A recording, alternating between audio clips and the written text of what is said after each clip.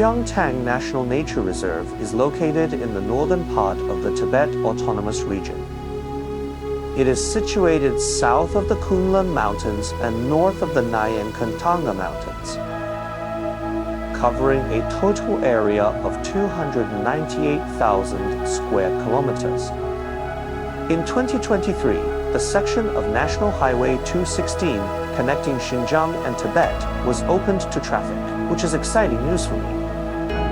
Currently, this is the only road that allows civilian vehicles to legally cross the core area of the Qiangtang National Nature Reserve.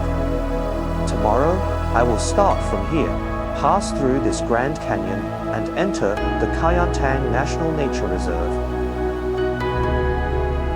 Here, I have arrived at North Black Rock Lake. It is a famous scenic spot and landmark at the junction of Xinjiang and Tibet. The landscape here has become utterly desolate, with only this solitary National Highway 216 and the distant Kunlun snow-capped mountains keeping it company. Did you see? Those streams by the lake originate from the melting snow and ice of the Kunlun Mountains, converging to form North Black Rock Lake.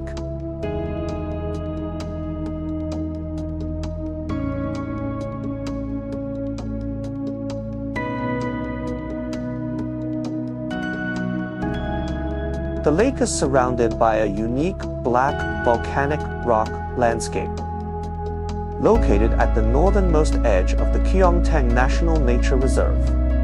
It derives its name from these features: North Black Rock Lake.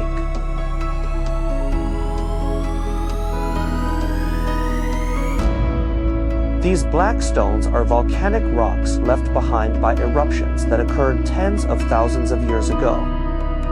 I heard that well-preserved volcanic crater clusters exist near the lake, but I couldn't spot them during my aerial photography, which is quite regrettable.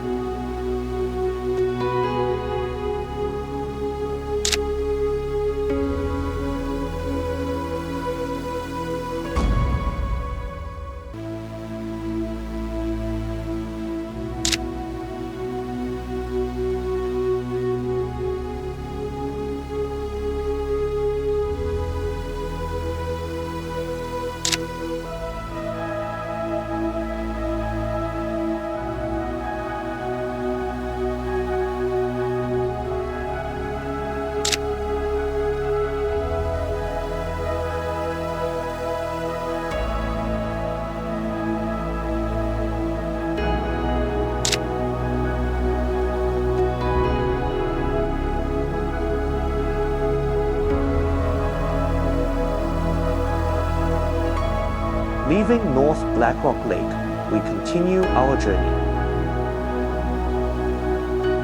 Here we are at Pearl Lake. Adjacent to it, in the distance, is Duli Rock Lake. The Qiangtang Nature Reserve is dotted with countless lakes like this. However, lakes far from the national highway are inaccessible and forbidden for exploration.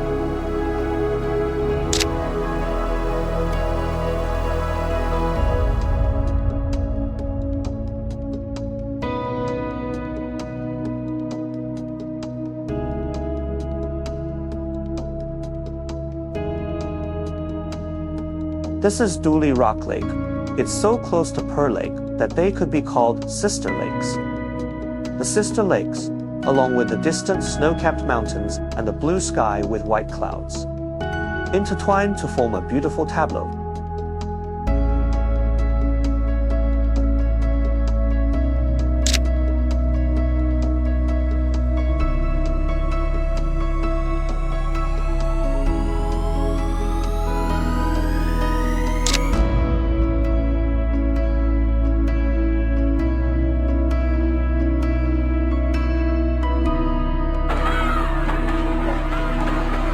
Along the way, this is the lake I consider the most beautiful. Its name is Nima Lake. Nima Lake is not only large and blue enough, but also has large flocks of birds by the lake, resembling the sea. After consulting sources, it's clear that there are many species of birds here, and undoubtedly, the bar-headed goose is the most numerous.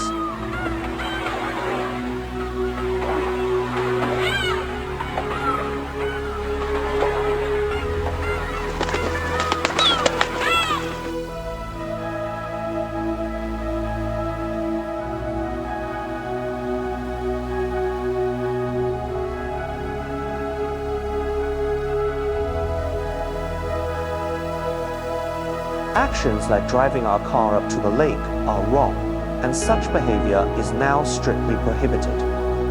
After all, protecting the ecological environment is an essential quality for every traveler.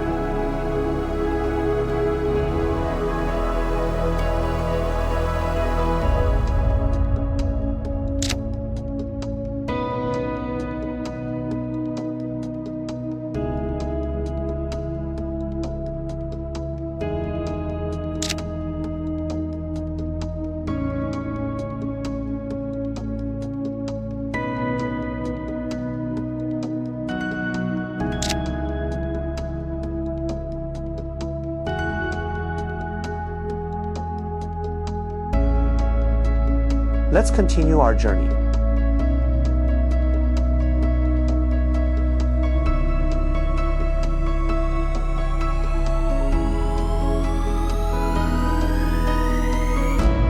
We hadn't driven very long when we reached Ru Lake.